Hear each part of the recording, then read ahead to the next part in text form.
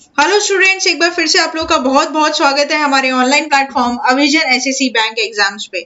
मैं हूं आप लोग के साथ उर्वशी सिंघी और एक बार फिर से हम लोग आ गए हैं लेकर top 10 current affairs based on 11 August 2020। Start करने से पहले मेरी आप लोगों से ये रिक्वेस्ट होगी कि जो भी हमारे चैनल पर नया जुड़ा है, make sure that you hit the subscribe button. Also don't forget to press the bell icon. Also share this video with your friends as well. तो चलिए फिर हम लोग के आज के सेशन का पहला question, name the online application introduced by the Indian railways for the benefit of passengers. आपको वैसे एक ऐप का नाम बताना है जो इंडियन रेलवेज के थ्रू बनाया गया है, इंट्रोड्यूस किया गया है for the benefit of the passengers के लिए। ऑप्शंस में है सफाई मित्र, कोच मित्र, रेल मित्र और रेल साथी। Here the correct option will be option number B, coach Mitra. पढ़ लेते हैं कि सुर्खियों में क्यों है। तो दोस्तों, Indian railways to observe cleanliness week.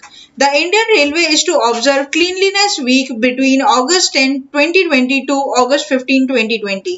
The week will give the message of significance of cleanliness.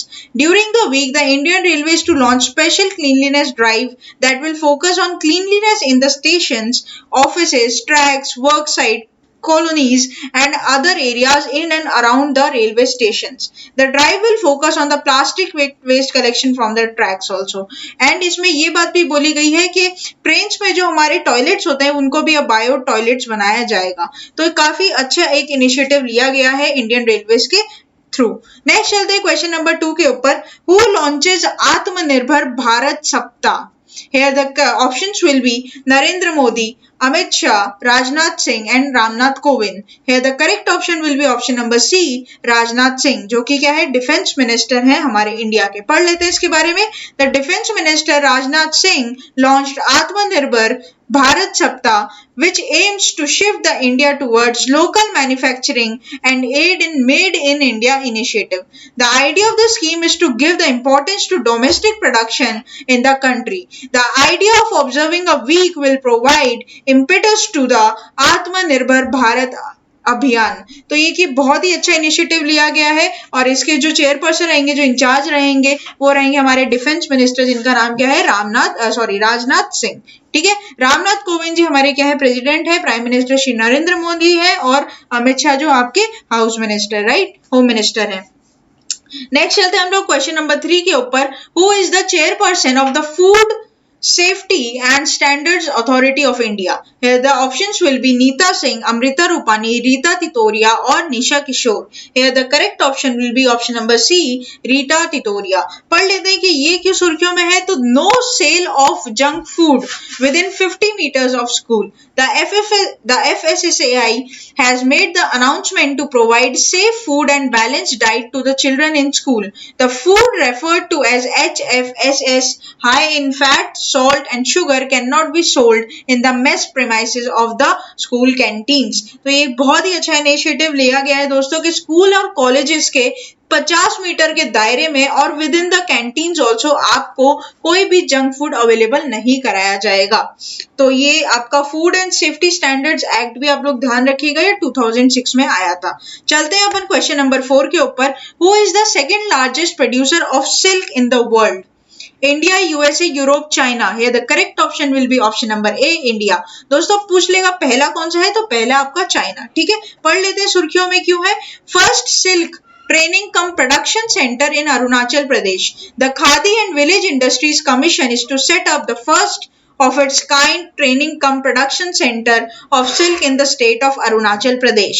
The center is to be launched in the first week of September 2020.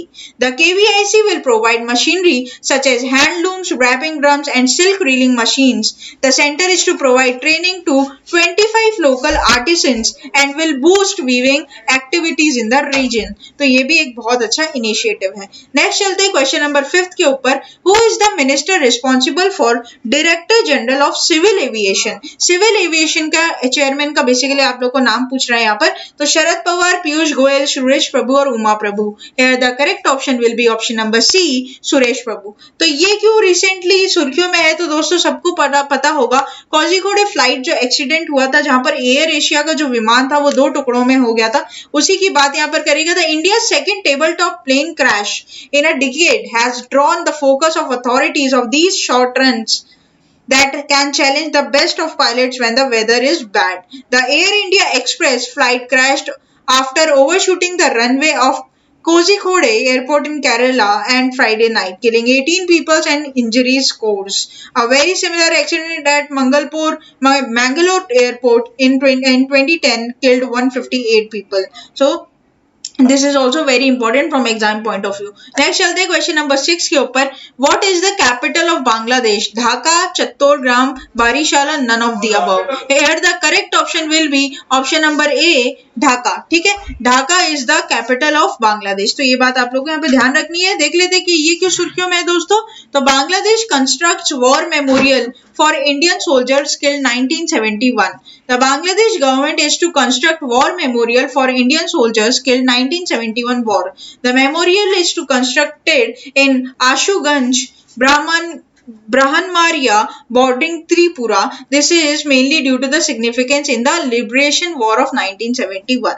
Next चलते हैं क्वेश्चन नंबर 7 के ऊपर। Who takes oath as a Prime Minister of Sri Lanka? DM Jayanthe, Simirao Bandaranaike, Mahendra Rajapaksa या none of the above. Here the correct option number C, Mahendra Rajapaksa. अब देख लेते हैं इनके बारे में कुछ। फॉर्मर प्रेसिडेंट रह चुके हैं ये महेंद्र राजापक्सा।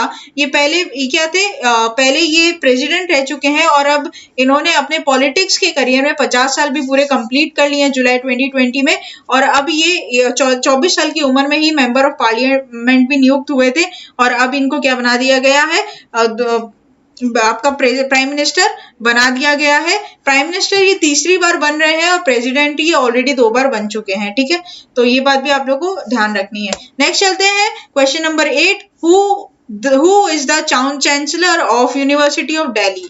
तो प्रतिभा पाटिल, लाल कृष्ण आडवाणी, एम वेंकैया नायडू या फिर Savita Kovind. Here the correct option will be option number C, M Venkaiah Naidu.